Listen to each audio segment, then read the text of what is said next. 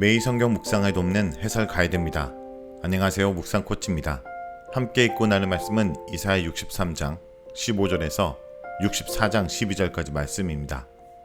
먼저 15절에서 19절 읽겠습니다.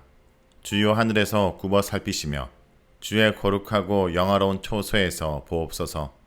주의 열성과 주의 능하신 행동이 이제 어디 있나이까. 주께서 베푸시던 간곡한 자비와 사랑이 내게 그쳤나이다. 주는 우리 아버지시라. 아브라함은 우리를 모르고 이스라엘은 우리를 인정하지 아니할지라도 여호와여, 주는 우리의 아버지시라. 옛날부터 주의 이름을 우리의 구속자라 하셨거늘 여호와여, 어찌하여 우리로 주의 길에서 떠나게 하시며 우리의 마음을 완곡하게 하사 주를 경외하지 않게 하시나이까. 원하건대 주의 종들 곧 주의 기업인 지파들을 위하사 돌아오시옵소서.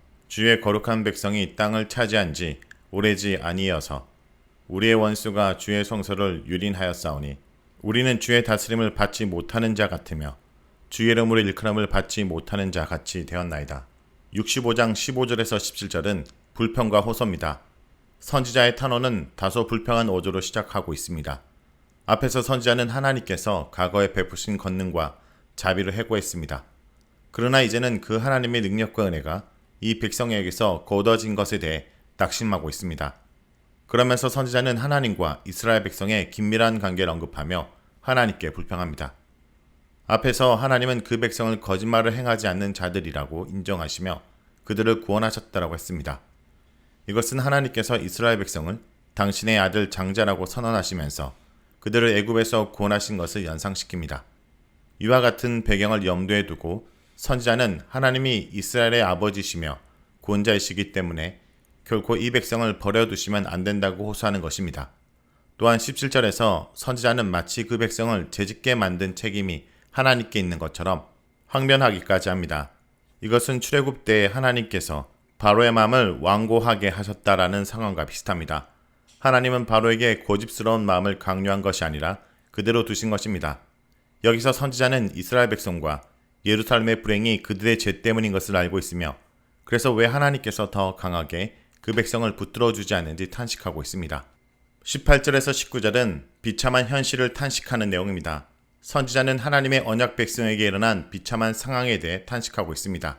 그들은 하나님의 인도하심으로 안식의 땅에 들어와 그 땅을 차지하였지만 오래지 않아 이방 나라에게 짓밟히게 되었습니다. 그 땅은 하나님께서 이스라엘의 조상 때부터 약속으로 주신 기업으로서 거룩한 곳이었습니다. 그런데 언약 백성의 범죄로 말미암아 하나님께서 그 땅을 이방인들에게 짓밟히도록 내어주셨습니다. 땅을 빼앗긴 것보다 더 불행한 것은 하나님과의 단절된 관계입니다. 이스라엘 백성이 가나안 땅을 차지하고 그 땅에서 복을 누릴 수 있었던 것은 여호와의 다스리심을 받는 여호와의 백성이기 때문입니다. 그러나 이제 그들은 하나님의 다스림을 받지 않는 이방인과 다름없이 되었고 여호와의 백성이란 이름으로 불리기도 부끄럽게 되었습니다. 다음은 64장 1절에서 4절입니다. 원하건대 주는 하늘을 가르고 강림하시고 주 앞에서 산들을 진동하기를 불이 섯을 사르며 불이 물을 끄는 같게 하사 주의 원수들이 주의 이름을 알게 하시며 이방 나라들로 주 앞에서 떨게 하옵소서. 주께서 강림하사 우리가 생각하지 못한 두려운 일을 행하시던 그때의 산들이 주 앞에서 진동하였사오니 주 외에는 자기를 앙망하는 자를 위하여 이런 일을 행한 신을 옛부터 들은 자도 없고 귀로 들은 자도 없고 눈으로 본 자도 없나이다. 1절에서 4절은 하나님의 강림을 기원하는 내용입니다. 선지자는 현실에 대한 탄식을 넘어서 하나님의 극적인 계획을 호소합니다. 하나님을 향하여 탄원하기를 하늘에서 잠잠히 계시지 말고 강림하셔서 이방 나라를 제압해 달라고 합니다. 하나님께서 애굽에서 큰 재앙을 내려 그들을 치심으로 애굽 사람들이 여호와가 누구신지 알게 하셨던 것처럼 이제 이스라엘의 원수들로 하여금 하나님이 누구신지 확실히 알게 되도록 요청합니다.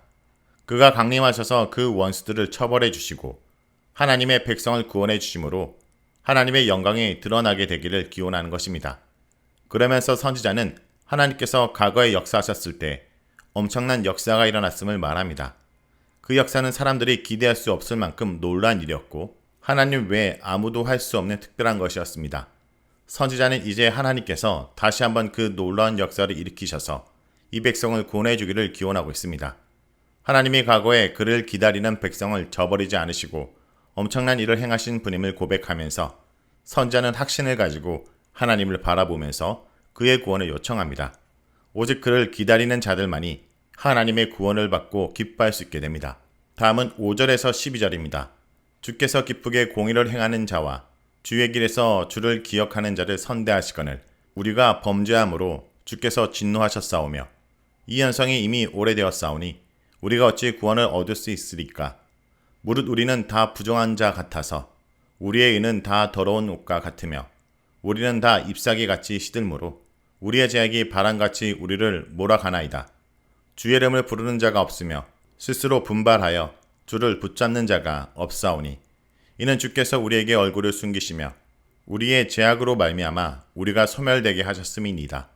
그러나 여호와여 이제 주는 우리 아버지시니이다. 우리는 진흙이요 주는 토기장이시니 우리는 다 주의 손으로 지으신 것이니이다. 여호와여 너무 분노하지 마시오며 죄악을 영원히 기억하지 마시옵소서. 구하오니 보시옵소서. 보시옵소서. 우리는 다 주의 백성이니이다. 주의 거룩한 성읍들이 강야가 되었으며 시온이 강야가 되었으며 예루살렘이 황폐하였나이다. 우리 조상들이 주를 찬송하던 우리의 거룩하고 아름다운 성전이 불에 탔으며 우리가 즐거워하던 곳이 다 황폐한나이다. 여호와여 일이 이러하거늘 주께서 아직도 가만히 계시려 하시나이까. 주께서 아직도 잠잠하시고 우리에게 심한 괴로움을 받게 하시려나이까. 5절에서 7절은 죄의 고백입니다. 불평으로 시작하였던 선지자의 기도는 고백적인 어조로 누그러집니다. 이 백성이 마땅히 구원받을 자격이 있어서 구원을 요청하는 것이 아닙니다. 하나님께서 공의를 행하는 자, 곧 하나님의 길로 가면서 하나님을 생각하는 자를 도와주십니다. 그러나 이 백성은 끊임없이 죄를 짓는 자들이라 하나님의 진노를 받을 수밖에 없습니다. 이사야는 소명을 받기 전부터 그 백성과 자신이 부정하다는 것을 잘 알고 있었습니다. 그들은 더 이상 하나님의 거룩한 백성이 아니라 이방인들과 다름없는 부정한 자처럼 되었습니다. 그 백성이 의롭다고 내세우는 행위도 마치 부정하게 여겨지는 월경 중 피가 묻은 천처럼 부정한 것이었습니다. 그래서 그들은 나무에서 떨어져 마른 잎사귀가 바람에 휘날리다 사라지는 것처럼 죄에 휘둘리다가 결국에는 멸망하게 됩니다. 그런데 이러한 상황에서 그 백성이 하나님을 부르지도 않고 하나님을 붙잡으려고 애쓰지도 않는 이유는 하나님께서 그 얼굴을 백성에게 숨기셨고 그들의 죄로 말미암아 그들을 망하게 하셨기 때문이라고 합니다. 이것은 이스라엘 백성의 멸망을 하나님의 책임으로 돌리라는 것이 아닙니다. 하나님이 그 백성을 외면하신다면 그들은 망할 수밖에 없는 절실한 상황을 고백하고 있는 것입니다. 아무도 그 백성을 도울 자가 없고 오직 하나님만 그들을 구원하실 수 있습니다.